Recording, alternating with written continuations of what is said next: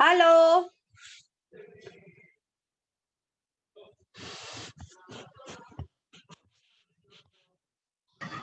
हो आला आवाज. सुरू करा तुम्ही. ओके चला सुरू करूया.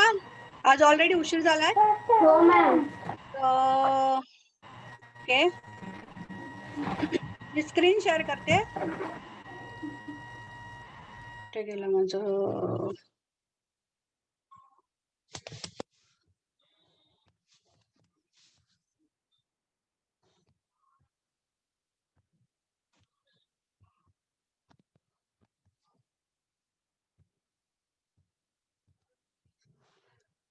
ओके सुरू करूया.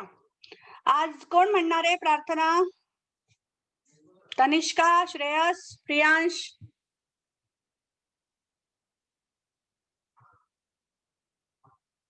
हॅलो. ओके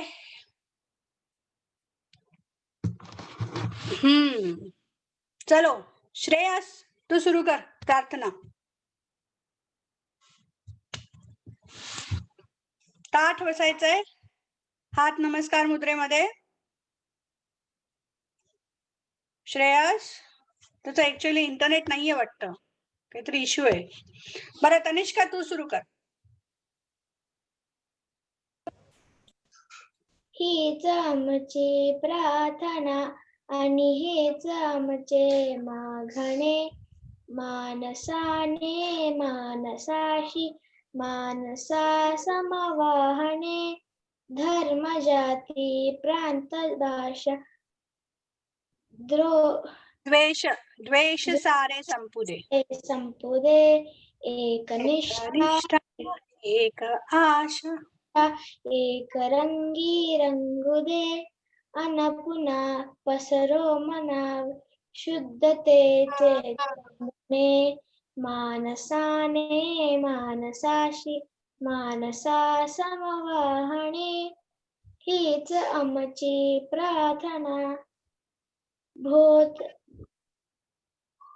भोवताली भुवताली अंधार धुक्कार जाजरी. सूर्य सत्याचा उद्या उगवेल आहे खातरी.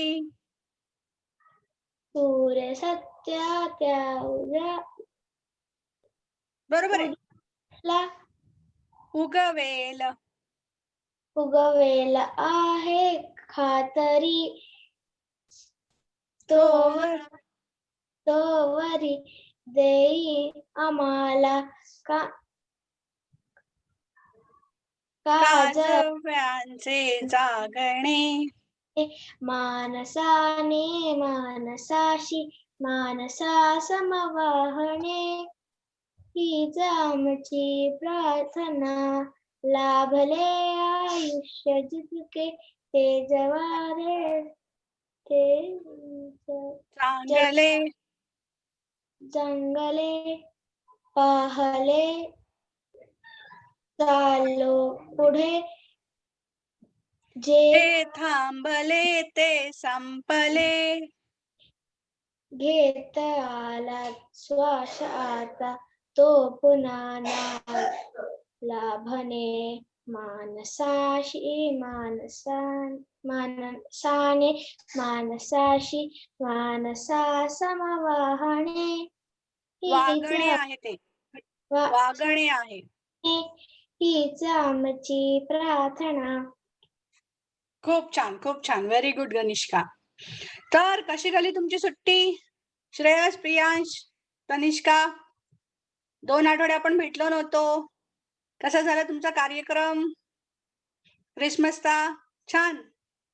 नवीन वर्षाच्या हार्दिक शुभेच्छा तुम्हाला. काय काय केलं मग सेलिब्रेट? कसं केलं?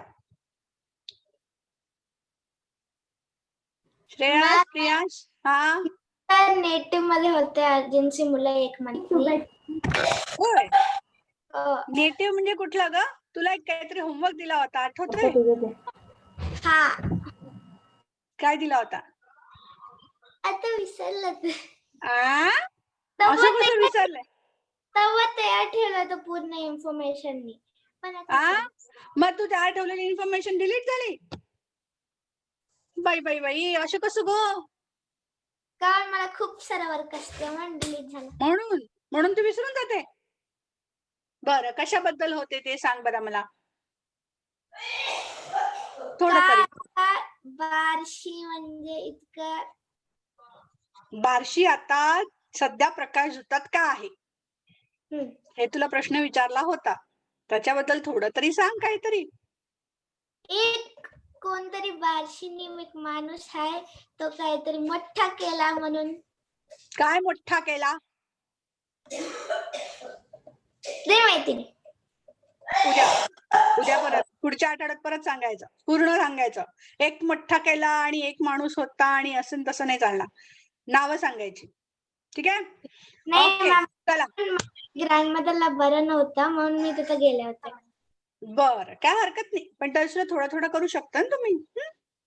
ओके, चला आजचा क्लास सुरू करायचा. तर आज आपल्याला आहे ना एक नवीन माहिती घेणार आहोत आपण, जी साहित्याशी तेवढी संबंधित नाहीये, पण तरी सुद्धा खूप मोठी बातमी आहे. आपल्या देशाचं नाव जगाच्या पाठीवर मोठं करण्यामध्ये त्या व्यक्तीचा खूप मोठा हात आहे. ठीक आहे, त्या माणसाबद्दल आपण माहिती करून घेणार आहोत. तुम्हाला थोडं थोडं माहित असेल, पण तरी सुद्धा मी माझ्या परीने आणखीन प्रयत्न करते. ठीक आहे, आज तारीख काय आहे कोणी सांगू शकेल? श्रेयस, प्रियांश?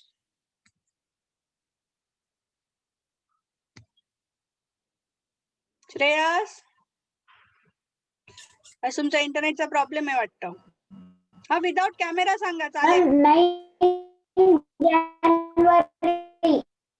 9 जानेवारी बरोबर. येस, तनिष्का मला सांग, 9 जानेवारी नंतर काहीतरी एक असं राष्ट्रीय सण येतो, कुठला येतो बरं तो सांग मला. Republic day. रिपब्लिक डे बरोबर आहे. त्याच्या अगोदर पण एक राष्ट्रीय सण येतो, एक दिनविशेष आहे या महिन्यामध्ये, अजून एक संक्रांती सोडून. काय? संक्रांती नाही, संक्रांती नाही. म्हणूनच म्हटलं संक्रांती हा आपला राष्ट्रीय सण नाहीये. ठीक आहे, बर आपण जाऊया पुढे. एक मिनिट थांबा. असं का होतंय मला कळत नाही, आज माझ्याकडे वेगळी चित्र दिसत आहेत. असंच बघूया.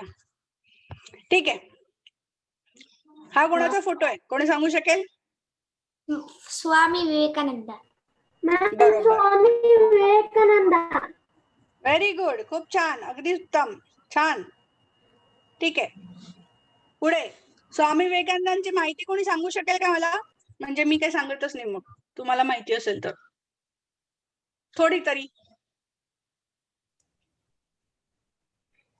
पुढच्या आठवड्यात त्यांचा वाढदिवस आहे. वाढदिवस म्हणजे जयंती आहे आता, आणि त्याला आपण एक राष्ट्रीय सण साजरा करतो. स्वामी विवेकानंद जयंती म्हणत नाहीत त्याला, तेच सांगते मी. तो एक राष्ट्रीय सण म्हणून आपण साजरा करतो आता. त्यांचा वाढदिवस आहे 12 जानेवारी, राष्ट्रीय युवा दिन असा म्हणून आपण तो राष्ट्रीय सण म्हणून साजरा करतो. आणि आज आपण त्यांच्याबद्दल माहिती घेणार आहोत. मी अगदी संक्षिप्त पद्धतीने माहिती देणार आहे, एकदम थोडीशी नावापुरती. त्यांचा काम हे त्याच्यापेक्षा खूप मोठं आहे, खूप खूप खूप मोठं आहे, ज्याला आपल्याला 1 वर्ष 2 वर्ष सुद्धा अभ्यास केला तरी सुद्धा कमी पडेल, इथपर्यंत त्यांचं काम आहे, सतत अभ्यास केला तरी सुद्धा. पण आज आपण फक्त 15 मिनिटांमध्ये त्यांच्याबद्दल थोडीशी माहिती जाणून घेणार आहोत. मला खूप आवडेल जर का तुम्ही अजून माहिती गोळा करून मला सांगितली तर. पुढच्या क्लासमध्ये तुमच्या परीक्षा झालेल्या असतील, आता तुमच्याकडे थोडासा वेळ असेल, पुस्तकं काढा आणि माहिती गोळा करा. प्रत्येकाच्या घरात कुठे ना कुठे छोटंसं पुस्तक असतंच स्वामी विवेकानंदांबद्दल बोलणारं. ठीक आहे, जेवढं जमेल तेवढं नेटवर शोधण्यापेक्षा पुस्तकात शोधलं तर मला ते खूप आवडेल. ठीक आहे, किंवा तुमच्या आईबाबांबरोबर बोलून गप्पा मारून तुम्हाला जेवढी माहिती गोळा करता येईल तेवढी तुम्ही करू शकता. तनिष्का, तुझा कॅमेरा चालू कर ना बाळा. मी एकटीच आहे कॅमेरावर. श्रेयस, प्रियांचा इंटरनेटचा इश्यू आहे.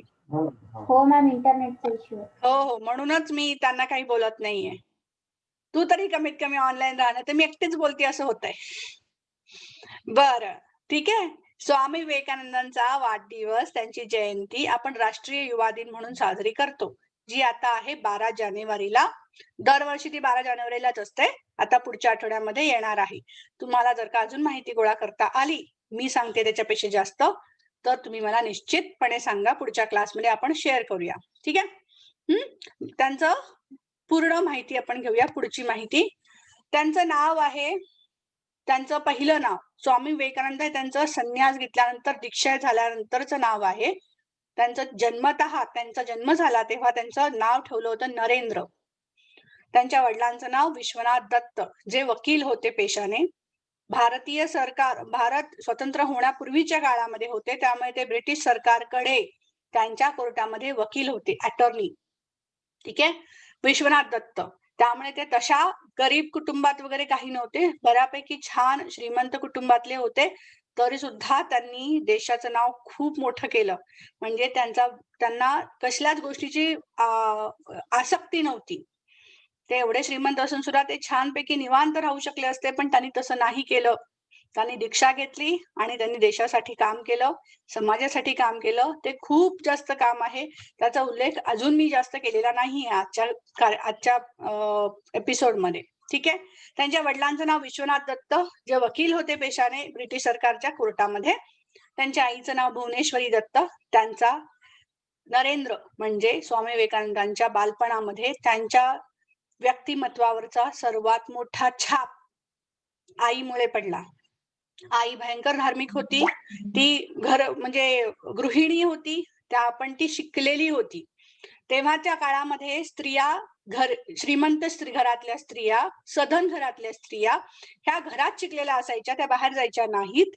घरीच वाचन लेखन काय असेल ते, बाहेर काहीही करत नव्हते. जसं आपले आई किंवा मी सगळेजण बाहेर जातात नोकरी करायला, काम करायला, किंवा शिकायला, शिकवायला, आणखीन काही काम करायला, तसं तेव्हा नव्हतं. तेव्हाच्या स्त्रिया घरामध्येच असायच्या. त्या भुवनेश्वरी त्या शिकलेल्या होत्या आणि त्या धार्मिक म्हणजे वैदिक पुस्तकं, उपनिषद, साहित्य ह्या सगळ्यांवर त्यांचा पगडा होता.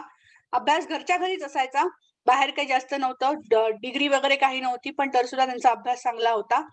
आईच्या सहवासात त्यांना त्या गोष्टींमध्ये आवड निर्माण झाली. ही खूप मोठी गोष्ट आहे. आणि मग नंतर वडील तर शिकलेलेच होते, त्यामुळे त्यांच्या घरामध्ये तसंच शिक्षणाचं वातावरण होतंच. तेही शिकले छानपैकी. आणि त्यांचे नंतर त्यांचे गुरु आपण म्हणतो रामकृष्ण परमहंस, हे त्यांना नंतरच्या आयुष्यामध्ये सापडले. पण लहानपणी त्यांचं फक्त आपल्यासारखेच सामान्य आपण आहोत तसेच ते होते. रामकृष्ण परमहंस आणि त्यांची भेट ही पण एक मोठी गोष्ट आहे. त्याच्यामध्ये काय, एक मित्र होते, त्यांचे स्नेही होते. रामकृष्ण परमहंस त्यांच्या घरी येणार होते आणि कलकत्त्यामध्ये. ठीक आहे. आणि त्या मित्रांच्या घरी, स्नेहांच्या घरी जो गायनासाठी, म्हणजे रामकृष्ण परमहंस हे तेव्हा गुरु, म्हणजे ते तेव्हा गुरुच होते, त्यामुळे ते त्यांच्यासाठी त्यांना आमंत्रण देण्यासाठी आणि त्यांचं स्वागत करण्यासाठी म्हणून गायकाला बोलवायचं होतं. पण तो गायक वेळी आला नाही, म्हणून नरेंद्र हा लहान मुलगा, शाळेतला मुलगा गाण्यासाठी गेला. कारण की त्यांचे गुरु हे यांचाच एक शिष्य तिथे जाणार होता. आणि अशी पहिल्यांदा रामकृष्ण परमहंस आणि नरेंद्रची भेट झाली. आणि ती भेट झाल्यानंतर रामकृष्णांनी नरेंद्रला आमंत्रण दिलं की तू माझ्या आश्रमात ये, तू खूप मोठं काम करणार आहेस. तेव्हा त्यांनी सांगितलेलं, जेव्हा ते लहान होते, तू खूप मोठं काम करणार आहेस, तू माझ्या आश्रमात ये. नरेंद्रने सांगितलं, मी काही येणार नाही, मला काय वाटत नाही एवढं, आणि मी तेवढ्या गोष्टींमध्ये इंटरेस्टेड नाहीये. मी काय समाज उपयोगी काम करेन असं मला वाटत नाही. मी काही म्हणजे तसं येणार नाही. पण त्यानंतर रामकृष्णांनी त्याच गोष्टीच्या मागे लागून सारखं की तू ये म्हणून नरेंद्रला तिथे बोलवलं. नरेंद्र पहिल्यांदा त्यांना बिलकुल विश्वास नव्हता या गोष्टींवर की ते काहीतरी करतील. आणि जेव्हा त्यांनी रामकृष्णांनी जेव्हा सांगितलं नरेंद्रला की तू जगाचा उद्धार करणार आहेस, तू देशाचा उद्धार करणार आहेस, तेव्हा देश आपला स्वतंत्र नव्हता. म्हणजे विचार करा, जवळजवळ 70 वर्ष अगोदर, आपण 1947ला भारत स्वतंत्र झाला, त्याच्या खूप अगोदर त्यांनी सांगितलेलं की तू देशाचं नाव वर करणार आहेस, तू समाजाचं नाव उद्धार करणार आहेस, तुझ्या आई वडिलांचं नाव उद्धार करणार आहेस. तेव्हा नरेंद्रला असं, सामान्य माणसाला असं वाटलेलं की मला काय वाटत नाही, हे असलं काय मी करेन, आणि त्यांना काही इंटरेस्टच नव्हता त्या गोष्टीमध्ये. पण तरी सुद्धा ते वाहत गेले म्हणजे तसंच घडत गेलं आपोआप. ही गोष्ट रामकृष्णांना खूप अगोदरपासून माहिती होती की नरेंद्र काहीतरी मोठं काम करणार, आणि त्यांच्या या विश्वासाला नरेंद्रने खूप छान साथ दिली. पण ती साथ द्यायची म्हणून दिली नव्हती, ते घडत गेलं कारण की एका योगाने असं म्हटलेलं होतं. आणि जेव्हा तुम्ही साधना करता तेव्हा तुमच्या अशा गोष्टींमध्ये गोष्टी बदलतात म्हणजे अशा गोष्टी घडणार असतात, ते आपल्याला जाणवायला लागतं. त्यातलीच एक गोष्ट म्हणून सांगितली जाते. हे आहेत रामकृष्ण परमहंस आणि त्यांचे गुरु. कोणाचे गुरु? नरेंद्रचे गुरु. आणि नरेंद्रला नंतर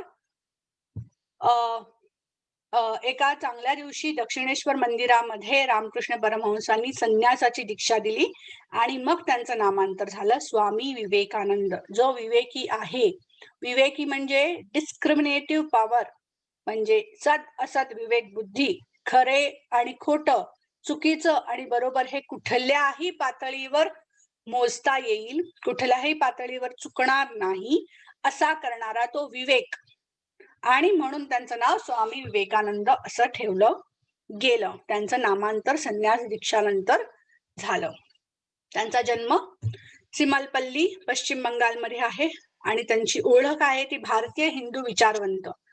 हिंदू विचारवंत म्हणण्यापेक्षा वेदांताचा अभ्यास त्यांचा खूप चांगला होता. स्पेशली डेफिनेटली मी तुम्हाला अगोदरच सांगितले, आईमुळे त्यांच्याकडे भरपूर बुद्धी होती, त्या बाबतीमध्ये विचार होते त्यांचे स्वतःचे स्पष्ट, आई वडिलांमुळे ते खूप स्पष्ट झालेले. आणि त्यांनी रामकृष्णांचा शिष्यत्व नंतर पत्करलं जेव्हा, आणि त्यानंतर त्यांची संन्यास दीक्षा होऊन त्यांचं नाव स्वामी विवेकानंद असं पडलं. तरुणपणी हे रामकृष्ण परमहंसांचे शिष्य होते आणि रामकृष्णांचा संदेश, हाच संदेश म्हणजे वेदांताचा संदेश, योगाचा संदेश.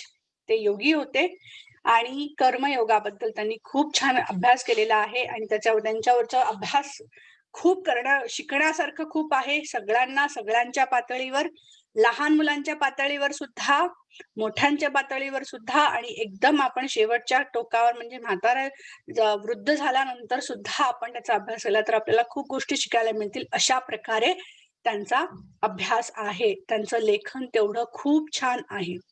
ठीक आहे. आणि जगामध्ये पहिली त्यांची मठ म्हणजे रामकृष्णांच्या समाधीनंतर, महासमाधीनंतर त्यांनी बेलूरला रामकृष्ण मिशन म्हणून एक इन्स्टिट्यूट स्थापन केली आणि त्या इन्स्टिट्यूटच्या शाखा जगभर आहेत. आणि त्यांचं एक मासिक आहे वेदांत केसरी म्हणून, त्याबद्दल फक्त वेदांताबद्दलच बोललं जातं आणि खूप माहिती असते त्याच्यामध्ये. आणि दर महिन्याला ते निघतं वेदांत केसरी म्हणून, आणि त्याच्यामध्ये आपल्याला थोड्या थोड्या गोष्टी छोट्या छोट्या करून आपल्याला एक छोटा डोस असा मिळत राहतो विचारांचा. अशा प्रकारे त्यांचं लिखाण खूप आहे. वेदांत केसरी मध्ये ते थोडं थोडं करून प्रमोट केलं जातं, सगळ्यांपर्यंत पोहोचलं जातं. तर अशा या रामकृष्ण मिशनच्या शाखा सगळीकडे आहेत. आणि आपल्या इथे कुठे बरं, हलसुरुला आणि बसवनगुडी, 2 ठिकाणी रामकृष्ण मिशनच्या शाखा. हलसुरुला पण आहे. तुम्ही जेव्हा हलसुरू स्टेशनला जाताना जो सरळ रस्ता जातो चिन्मय मिशन पासून, सरळ इंदिरानगर पासून पुढे जातो, तेव्हा त्या रस्त्यावर तुम्हाला उजव्या बाजूला रामकृष्ण मिशनचं हॉस्पिटल आणि रामकृष्ण मिशनचा मठ दिसेल. तिथे सगळे क्लासेस होतात, संस्कृत, गीता, आणखीन हॉस्पिटल्स आहेत, हे भरपूर आहे त्यांच्याकडे, भरपूर काम करतात ते लोक. आणि दुसरी आहे ती बसवनगुडीला आहे, ती खूप मोठी आहे, त्यांच्याकडे मोठी लायब्ररी पण आहे आणि मोठं पुस्तकांचं फक्त दालन आहे. म्हणजे लायब्ररी आणि पुस्तक विक्री ह्या दोन्ही गोष्टी तिथे घडतात. म्हणजे खूप छान आहे ते पण तुम्ही बघू शकता. आणि जगाच्या पाठीवर खूप अभ्यासला गेलेला पहिला योगी म्हटलं तर हा रामकृष्ण परमहंसांचा शिष्य स्वामी विवेकानंद हे आहेत. जगातली ओळख सर्वात मोठी गोष्ट आहे की जेव्हा आपण ब्रिटिश कालामध्ये होतो, आपला देश स्वतंत्र नव्हता, तेव्हा रामकृष्ण परमहंसांनी त्यांना जेव्हा दीक्षा दिली, त्याच्यानंतरची गोष्ट आहे ही. जेव्हा दीक्षा दिल्यानंतर शिकागो या शहरामध्ये सर्वधर्म परिषद ही जगाच्या पाठीवर घडणारी एक परिषद होती, म्हणजे कॉन्फरन्स होती. आणि त्यामध्ये रामकृष्णांनी त्यांना सांगितलं की तू जा आणि तिथे भाषण दे, तिथे आपल्या देशाची, आपल्या संस्कृतीची ओळख जगाला करून दे. तेव्हा ते पहिल्यांदा जात नव्हते, ते तयार नव्हते, पण नंतर त्यांना शेवटी रामकृष्णांनी म्हटलं त्याप्रमाणेच सगळं त्यांच्या बाबतीत घडत गेलं आणि ते गेले, तिथे पोहोचले. तिथे पोहोचल्यानंतर 11 सप्टेंबर 1893 1893 या दिवशी शिकागो मधील त्या सर्वधर्म परिषदेमध्ये म्हणजे ऑल रिलिजन कॉन्फरन्स मध्ये त्यांनी आपलं पहिलं भाषण दिलं आणि त्या भाषणाने जगाला अक्षरशः मनापासून हेलावून टाकलं. भारताची पहिली ओळख ही ब्रिटिश काळामध्ये पहिली ओळख होती मसाल्यांचा देश म्हणून. ते फक्त बिझनेस ओरिएंटेड असल्यामुळे ओळख होती, पण देशाची संस्कृती ही स्वामी विवेकानंदांनी जगाच्या पाठीवर प्रेझेंट केली, पुढे नेली, दाखवलं, लोकांना सांगितलं की कशा प्रकारे आमच्या देशामध्ये संस्कृती आहे. संस्कृती म्हणजे फक्त आपण इकडे तिकडे वागतो, बोलतो, समारंभ करतो, सण करतो तसं नाही, तर आपल्या देशाची वैचारिक संपत्ती काय आहे, म्हणजे आपली थॉट प्रोसेस किती स्ट्रॉंग आहे, आपण कशा प्रकारे आपण आपल्या आयुष्याला जगतो, काय आपल्या आयुष्याचा सर्वात मोठा गोल आहे, ह्या सगळ्या गोष्टी ज्या तुम्हाला लहान मुलं आहात म्हणून तेवढा लक्षात येणार नाही, या सगळ्या गोष्टी त्यांनी उलगडून सांगितल्या. जगाला पहिल्यांदा भारताची ओळख दिली. पहिली ओळख ही सर्वधर्म परिषदेमधलं त्यांचं भाषण. आणि माझ्या मते तुम्हाला ही गोष्ट थोडीफार माहिती असेल. श्रेयस, प्रियांश किंवा तनिष्का, तुम्हाला याबद्दल काय माहिती आहे मला सांगा. एखादी गोष्ट, शिकागो सिटी मधली कॉन्फरन्स मधली एखादी गोष्ट. श्रेयस? माहित नाही. माहित नाही, बरं. तनिष्का? मॅम मला पण माहिती नाही. तर व्हिडिओ ओपन कर बरं. व्हिडिओ का बंद करते तू सारखा? मॅम मी बघेल की माझ्या स्वामी विवेकानंदांच्या काय बद्दल काहीतरी आहे का. हाय का, आहे का, पहिली गोष्ट आहे का. आणि दुसरी गोष्ट तू व्हिडिओ ऑन कर, नंतर बघ, क्लास झाल्यानंतर बघ. ठीक आहे. ठीक आहे, ओके, थँक्यू. तर त्यांनी जेव्हा ते भाषण दिलं त्याच्यानंतर जगामध्ये पहिल्यांदा लोकांना लक्षात आलं की भारत काहीतरी आहे जो समुद्राच्या पलीकडे आहे, म्हणजे अमेरिकेच्या पासून खूप लांब आहे अशा. आणि मग तिकडच्या न्यूजपेपर्सनी, तेव्हा न्यूजपेपर हे खूप मोठं, जसं आपल्याकडे न्यूज चॅनल असतं की नाही टीव्हीवर, त्या प्रकारे न्यूजपेपर हे खूप मोठं हत्यार होतं की एखाद्या माणसाचं माहिती सांगण्यासाठी. म्हणून त्यांच्याबद्दल खूप माहिती काही न्यूजपेपर्सनी खूप पॉझिटिव्हली लिहिली. त्यामुळे अजून चांगल्या पद्धतीने ते भारताच्या संस्कृतीचा, विचार संस्कृतीचा प्रसार करू शकले, भारतभर सुद्धा आणि जगभर सुद्धा. भारतातून आलेला एक वादळी व्यक्तिमत्वाचा संन्यासी, अशा प्रकारे त्यांचं सर्वात मोठ्या ह्याच्या वृत्तपत्रामध्ये म्हणजे न्यूजपेपरमध्ये अमेरिकेच्या त्यांचं कौतुक झालं. आणि त्यानंतर त्यांनी वेदांत सोसायटी म्हणून लंडन मध्ये ही एक वेदांतावर अभ्यास करणारी सोसायटी, याबद्दल पण तुम्हाला माहिती ऑनलाईन मिळू शकते किंवा पुस्तकं असतील, पुस्तकांमध्ये भरपूर माहिती असते. आता मी तुम्हाला असं सांगेन की तुम्ही पुस्तकात माहिती शोधायचा जास्त प्रयत्न करा, कारण की तुम्ही सध्या खूपच ऑनलाईन काम करताय. तर तसा काम न करता तुम्ही पुस्तकांमध्ये वाचायचा प्रयत्न करा. तुम्हाला जास्त फायदा होईल त्याचा.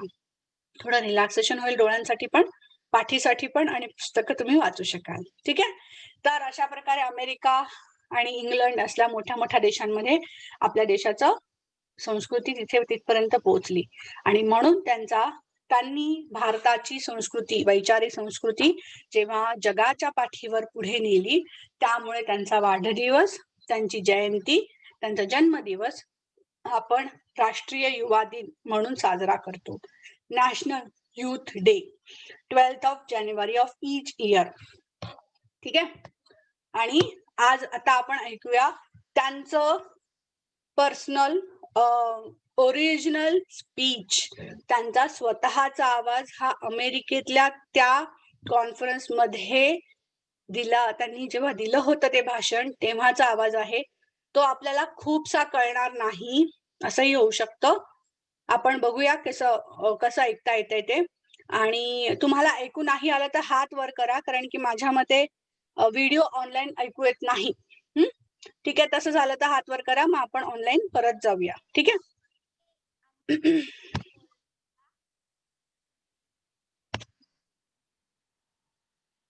ऐकू येतंय?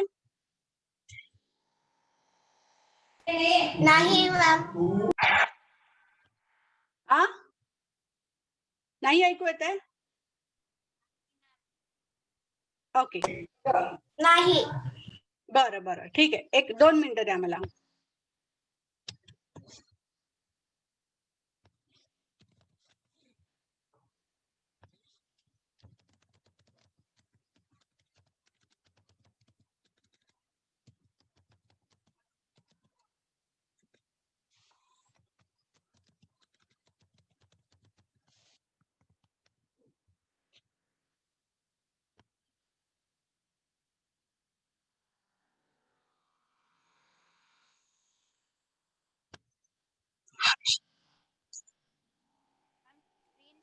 ऐकू येतंय का?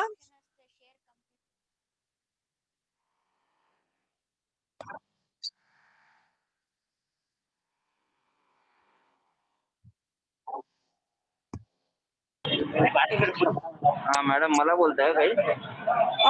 नाही, ऍक्च्युली मला ना इथून व्हिडिओ जात नाही आवाज. नाही हेल्प येत करू शकाल? काय होतंय? काय इश्यू आहे? आवाज ऐकू येत नाहीये. कोणाचा आवाज येत नाहीये? मी एक व्हिडिओ शेअर करते, त्याचा आवाज ऐकू येत नाहीये. ओके, मग ते खाली ना व्हिडिओ शेअर स्क्रीन केल्यानंतर खाली शेअर कम्प्युटर ऑडिओ म्हणून असेल. बरं, बघते. केल्यावर स्क्रीन शेअर करा.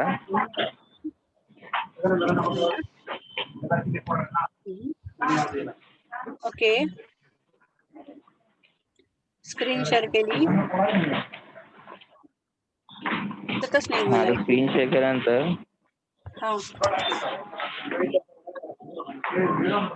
तिथे शेअर कम्प्युटर ऑडिओ असेल ना. नाही दिसत आहे इथे फक्त स्क्रीन शेअर नाही झालं अजून पण. नाही झालं नाहीये. माझ्याकडे दिसत नाहीये. स्क्रीन शेअर दिसतं. करण्याच्या आधी शेअर कम्प्युटर ऑडिओ बघा. शेअर कुठे आहे? इथे दिसत नाहीये.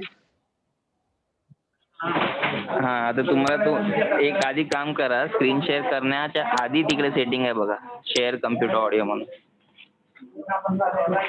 एंड करा तुम्ही करू स्क्रीन शकाल शेअरिंग. का? मी करू शकतो. आवाज येत बघा, ट्राय करूया. बघा. व्हिडिओचं नाव काय हेच आहे का? Words of Swami Vivekananda. Words of Swami Vivekananda Chicago speech going viral. Okay. Okay.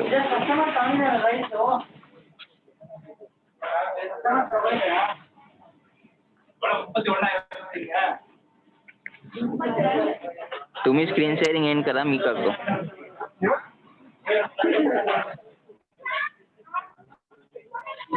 यायचे का? मी काय जास्त खात नाही.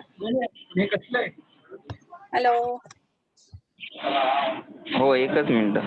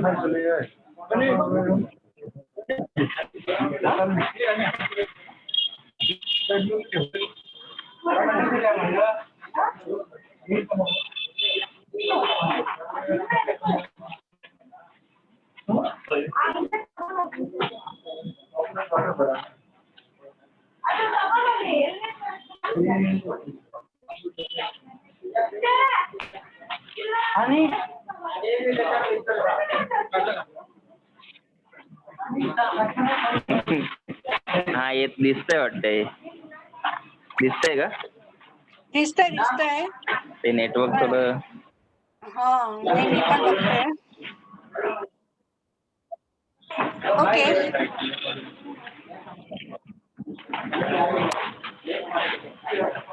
एक मिनिट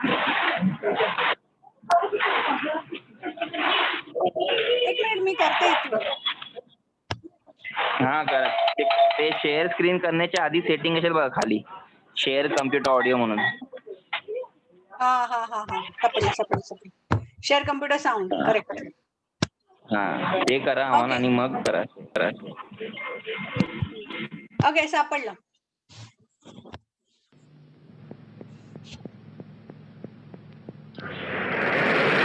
आता येतोय आवाज. Distinguished delegates to the World's Parliament of Religions, ladies and gentlemen, welcome to the afternoon session of the opening day today, the 11th of September, 1893. We now introduce you to Swami Vivekananda from India and request him to address us. Swami Vivekananda.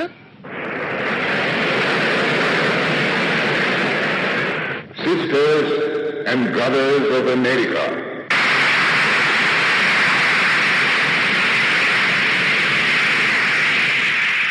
it fills my heart with joy unspeakable to rise in response to the warm and cordial welcome which you have given us. I thank you in the name of the most ancient order of monks in the world. I thank you in the name of the mother of religions. And I thank you in the name of the millions and millions of Hindu people of all classes and sects.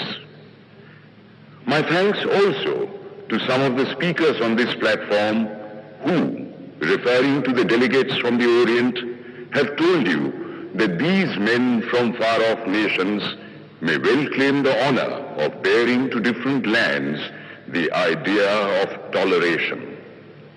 I am proud to belong to a religion which has taught the world both tolerance and universal acceptance. We believe not only in universal toleration, but we accept all religions as true. I am proud to belong to a nation which has sheltered the persecuted and the refugees of all religions and all nations of the earth. I am proud to tell you that we have gathered in our bosom the purest remnant of the Israelites who came to southern India and took refuge with us in the very year in which their holy temple was shattered to pieces by Roman tyranny. I am proud to belong to the religion which has sheltered and is still fostering the remnant of the grand Zoroastrian nation. I will quote to you, brethren, a few lines from a hymn which I remember to have repeated from my earliest boyhood, which is every day repeated by millions of human beings. As the different streams, having their sources in different places, all mingle their water in the sea, so, O Lord, the different paths which men take through different tendencies, various though they appear, crooked or straight, all lead to thee. The present convention, which is one of the most august assemblies ever held, is in itself a vindication, a declaration to the world of the wonderful doctrine preached in the Gita. Whosoever comes to me, through whatsoever form, I reach him. All men are struggling through paths which in the end lead to me. Sectarianism, bigotry, and its horrible descendant, fanaticism, have long possessed this beautiful earth. They have filled the earth with violence, drenched it often and often with human blood, destroyed civilization, and sent whole nations to despair.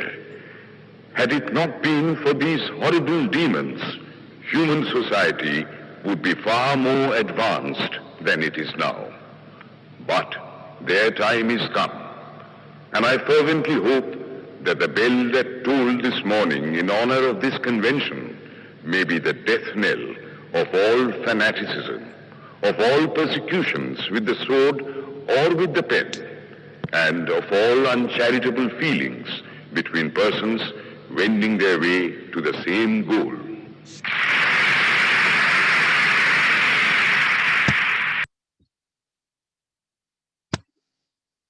Hello,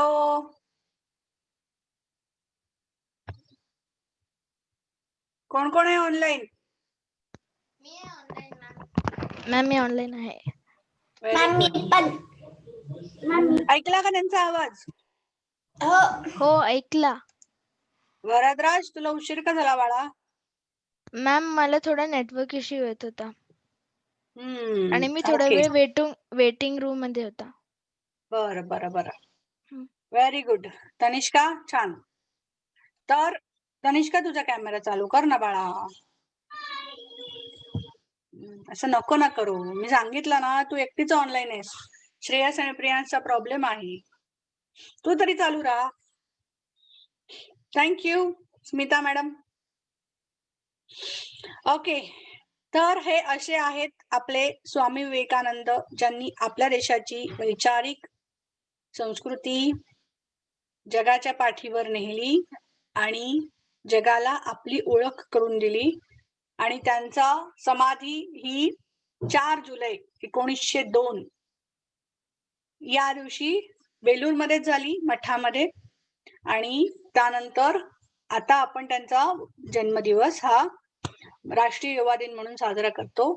युवा दिन म्हणजे youth day, म्हणजे youth कोण असतं, तर ज्या व्यक्तीकडे शारीरिक, मानसिक, भावनिक शक्ती असते, physical strength, mental strength, emotional strength, no disturbances, no negativity, no bad habits, all good things which are good for the society and self.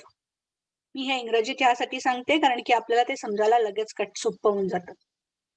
Okay, so we are, you, me, your parents, my parents, everybody is a youth for this country.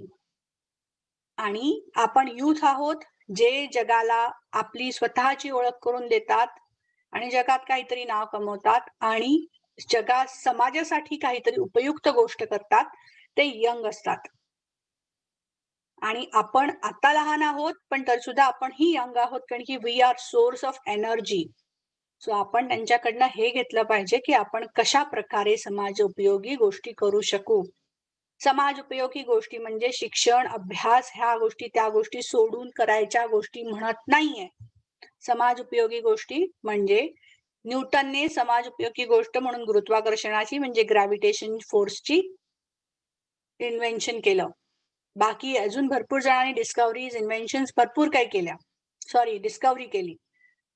ते कशाने, तर त्यांच्या शिक्षणाने त्यांनी समाजाला उपयोग होईल असं काहीतरी काम केलं. तर आपल्या शिक्षणाने, आपल्या कर्माने आपण जगाला आपली वेगळी ओळख पण करून द्यायची असते आणि त्याबरोबरच समाज उपयोगी पण पडायचं असतं. तर स्वामी विवेकानंदांनी योग ह्या विषयावर जगाची, वेदांत या विषयावर जगाला आपल्या देशाची ओळख करून दिली. तशीच आपण आपल्या विश्वामध्ये, आपल्या आवडीच्या विषयामध्ये सुद्धा आपण त्यांची ओळख करून देऊ शकतो. एखादा व्यक्ती छान चित्रकार असेल आणि खूप छान चित्र काढेल आणि जगाला आपली ओळख करून देईल, समाज उपयोगी गोष्टी करेल, आपले चित्र विकेल आणि ते पैसे चॅरिटी म्हणून आपल्या आवश्यक माणसाला, ज्याला गरज आहे त्याला उपयोगी देईल. आपल्यापेक्षा खालच्या माणसाला शिक्षणासाठी मदत करेल किंवा आपल्यापेक्षा खालच्या स्तराच्या माणसांना बौद्धिक मदत करेल. असं काहीही आपण करू शकतो. फक्त समाजकारण म्हणजे नुसतंच आपण भगवी वस्त्र घालून फिरायचं, सॅफ्रन क्लोथ घालून फिरायचं असं समाजोपकरण नाहीये. जो माणूस स्वतःचं काम हातात घेतलेलं पूर्ण करतो, छान पद्धतीने पुढे जातो, समाजाला त्याचा उपयोग होतो कुठल्याही स्तरावर, तो माणूस खऱ्या अर्थाने योगी असतो.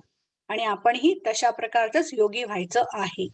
म्हणजे मी डॉक्टर आहे तर मी पेशंटची, रुग्णांची काळजी मनापासून शेवटपर्यंत करणं, हे म्हणजे हातात घेतलेलं काम पूर्ण करणं आहे.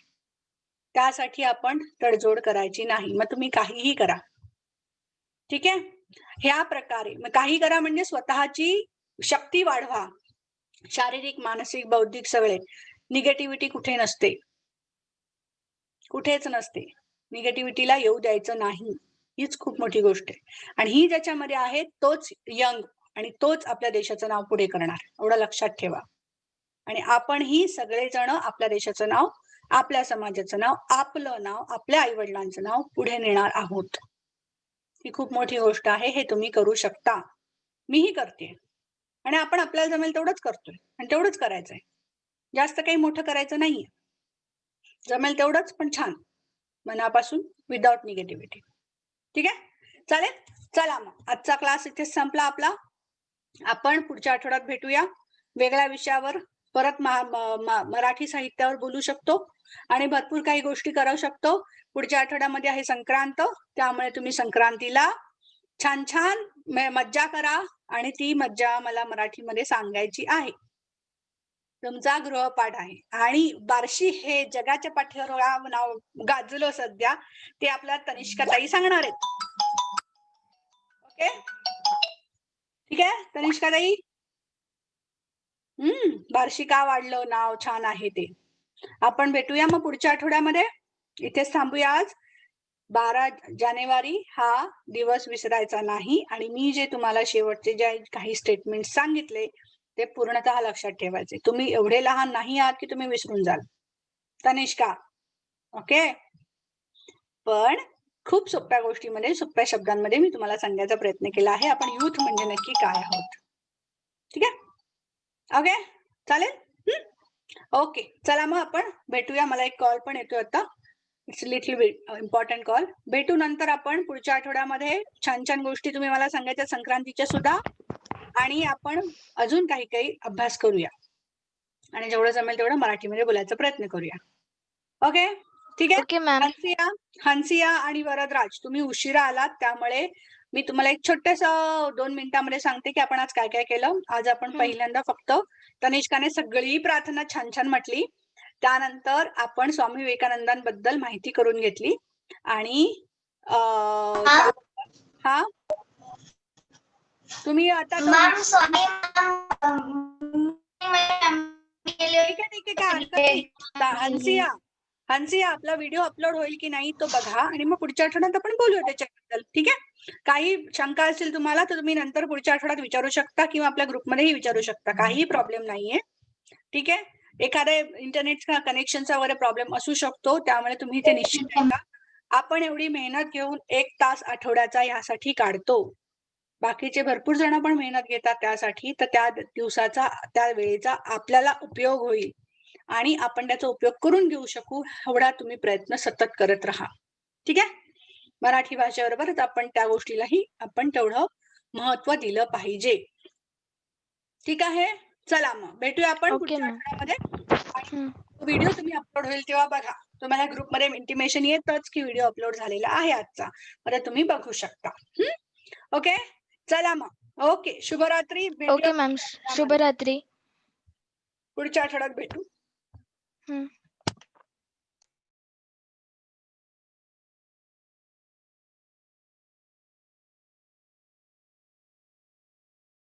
नमस्कार मॅम, शुभ